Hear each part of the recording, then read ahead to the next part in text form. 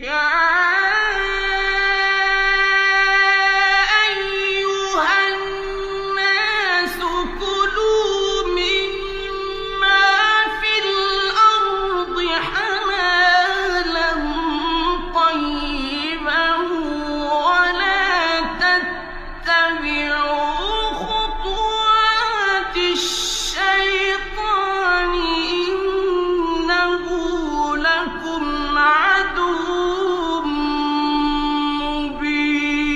مبين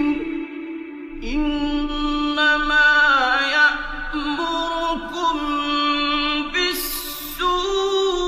بالسوء والفحشاء